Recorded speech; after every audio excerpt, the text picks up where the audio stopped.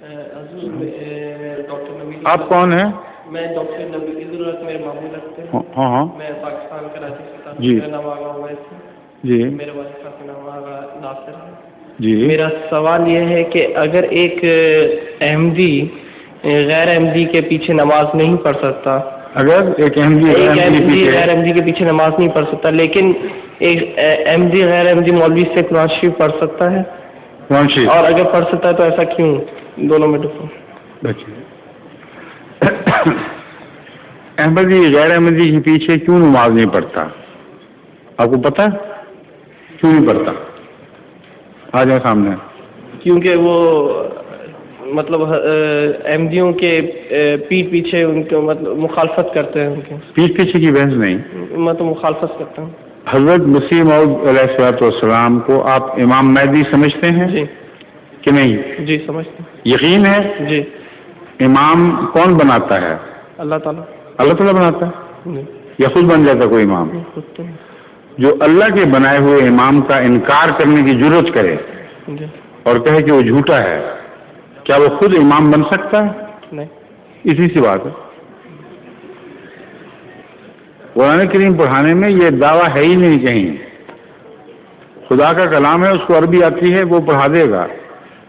اس میں امامت یا غیر امامت کی بحث نہیں ہے. نماز میں ہے، لیکن اس میں خطرہ ہے. جو غیر احمدی کے پیچھے غیر احمدی سے ملا سے قرآن کریم سیکھے گا، اس میں بہت سے ایسے ترجمے ہیں جو ہمارے مسلک سے ہٹے ہوئے اور بالبداہت غلط ترجمے ہیں، جن سے مولوی چمٹا رہتا ہے. فاتح مسیح والی آیت ہے اور بہت سی آیات ہیں جن میں وہ عمداً غلط ترجمہ آپ کے بچوں کو سکھائے گا، اور ماں باپ کو اتنا وقت نہیں یا اتنا علم نہیں کہ وہ ان جگہوں پر اس کی درستی کرا سکیں. پھر اس کے علاوہ قرآن کریم کی بہت سی آیات کی اس کو شدھ بدھی کوئی نہیں. وہ لفظی ترجمہ تو کر دے گا مگر معنی کوئی نہیں نکلیں گے. تو ایسے مولوی سے اپنے بچوں کو پڑھانا اور بظاہر خوش ہونا کہ ہمارا بچہ قرآن پڑھ گیا ہے، یہ ایک بودھی بات ہے. فی الحقیقت میں آیا واقعتاً اس نے قرآن کا مضمون سیکھا بھی ہے کہ نہیں، یہ بحث طلب بات ہے. اس لیے بعض احمدی خاندان اس مصنوعی بات سے خوش ہو جاتے ہیں کہ بچے نے قرآن ایک دفعہ پڑھ کے فر دوسری طرف پہنچ گیا. اسی بچے سے مشکل آیات یا وہ آیات جن میں اختلاف ہے وہ پوچھ کے دیکھ لیں، آپ کو سمجھ آئے گا کہ کس حد تک بچہ پڑا ہوا ہے.